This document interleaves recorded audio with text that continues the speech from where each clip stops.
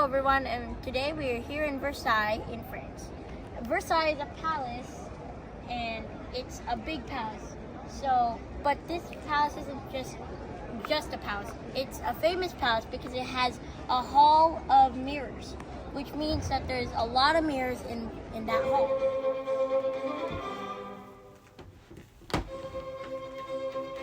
The Palace of Versailles is a former royal residence in France that is now a museum and a UNESCO World Heritage Site.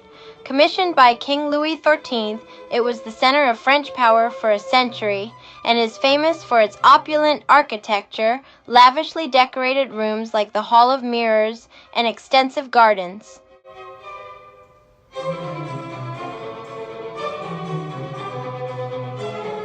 This is the arched corridor inside Versailles, where several marble statues are displayed, depicting various gods and goddesses. Each statue is intricately carved, particularly the garment draping, that depicts flowing silhouettes like a real piece of delicate fabric.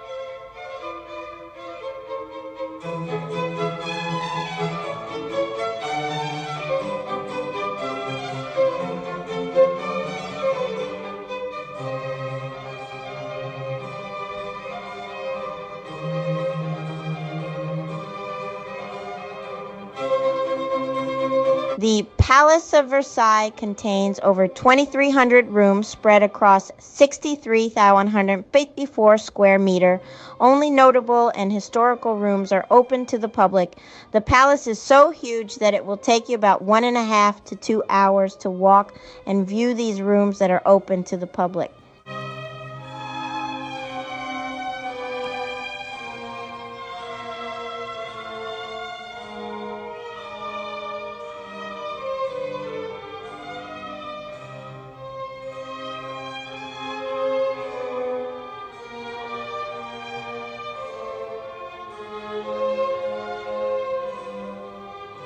As you explore the inside of the palace, you will see numerous intricately carved sculptures commissioned or collected by the French monarchy.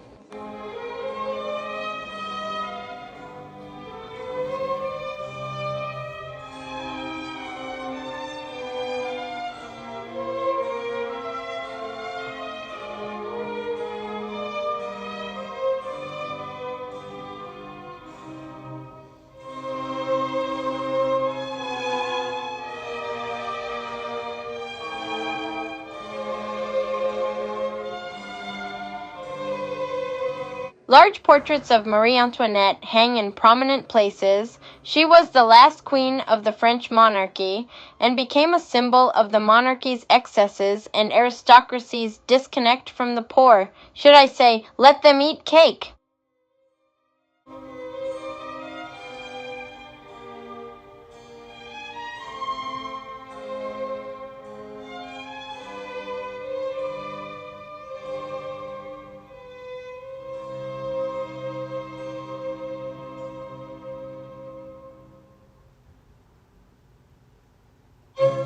During our visit, the Palace of Versailles is running an exhibition focusing on the famous bust of Louis XIV, created by one of the greatest sculptors at his time, Gian Lorenzo Bernini, a key figure of the Italian Baroque era in the 17th century, better known in France as Le Bernini. These famous busts celebrating the sovereign grandeur of Louis XIV are so extraordinary that even the faint mustache of the king are captured in these sculptures. These remarkable pieces of art were exhibited at the Tuileries and then at Versailles. Bernini's artistic inspiration transcends mere likeness and embodies timeless majesty.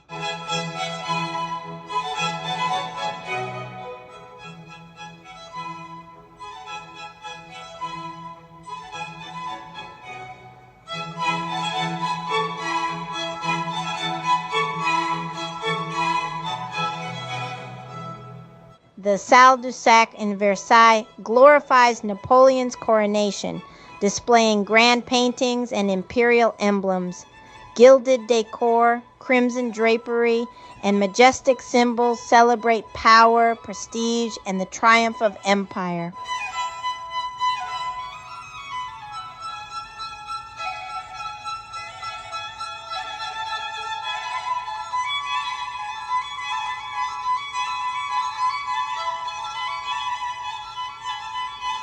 The Royal Chapel in Versailles, completed in 1710, exemplifies Baroque grandeur with soaring columns, marble floors, and painted ceilings. Dedicated to St. Louis, it hosted royal weddings, daily masses, and symbolized the divine right and sacred authority of the monarchy.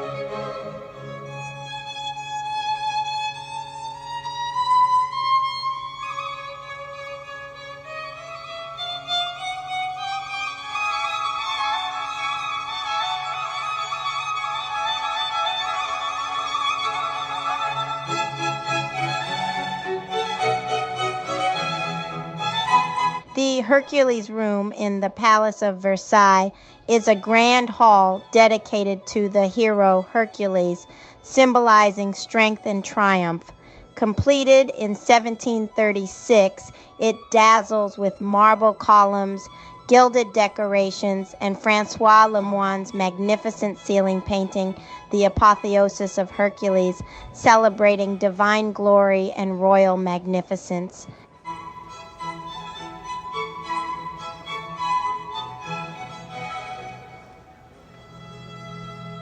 The Salon de Mercure in Versailles, once the king's state bedroom, radiates opulence with silver furnishings and red damask. Dedicated to Mercury, god of commerce and eloquence, it symbolizes royal brilliance and power, adorned with exquisite paintings and intricate gilded details.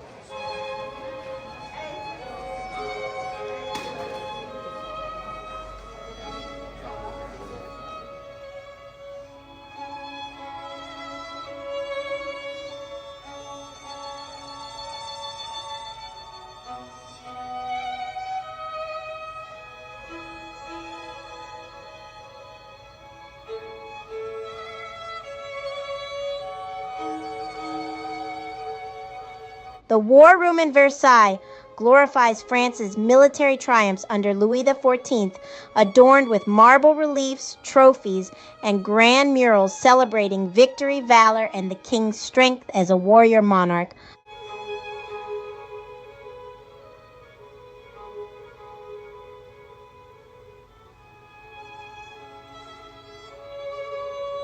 The Hall of Mirrors at Versailles is a breathtaking gallery that epitomizes royal opulence and Baroque artistry.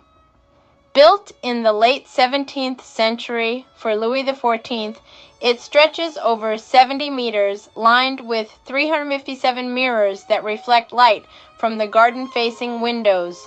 Gilded sculptures and painted ceilings celebrate the Sun King's triumphs, turning the space into a corridor of power and spectacle.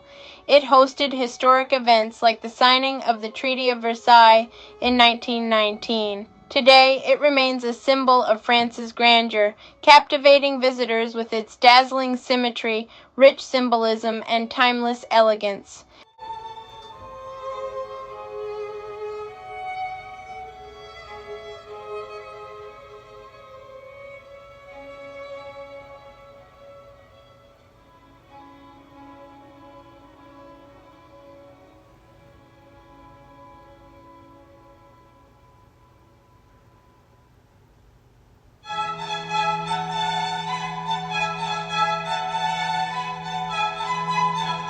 The Chambre de la Reine at the Palace of Versailles is the magnificent bedchamber of the Queen, symbolizing royal elegance and power. Lavishly decorated with gilded carvings, silk hangings, and exquisite paintings, it served as both a private space and a stage for public rituals. Queens such as Marie Therese, Marie Leszczyńska, and Marie Antoinette resided here, performing daily ceremonies like the royal waking and dressing. The room's ornate canopy bed and marble fireplace reflect 18th century opulence.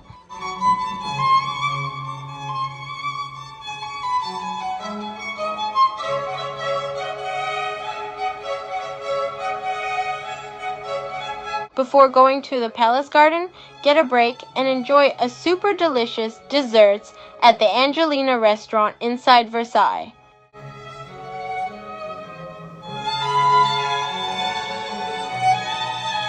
The gardens of Versailles are a masterpiece of landscape design, reflecting royal power and artistic grandeur.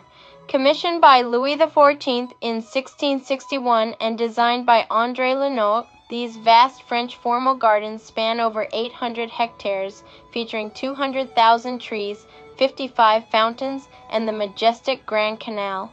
Every element, from geometric flower beds to sculpted groves, was crafted to impress and symbolize control over nature. The gardens extend the palace's opulence outdoors, offering sweeping vistas, hidden pathways, and mythological sculptures. Today, they remain a UNESCO World Heritage Site, enchanting millions with their symmetry, scale, and timeless elegance. As you end your visit of, the palace is indeed one of the most magnificent symbols of royal power and artistic achievement in France and probably in the entire planet. Commissioned by Louis XIV in the 17th century, it transformed from a hunting lodge into a sprawling masterpiece of Baroque architecture. The palace boasts lavish halls, such as the Hall of Mirrors, ornate royal apartments, and expansive formal gardens. Once the center of political power, Versailles today stands as a monument to French history, culture, and grandeur. It is a must place to visit in France, and the Palace of Versailles receives about 10 million visitors annually, making it one of the world's most visited palaces.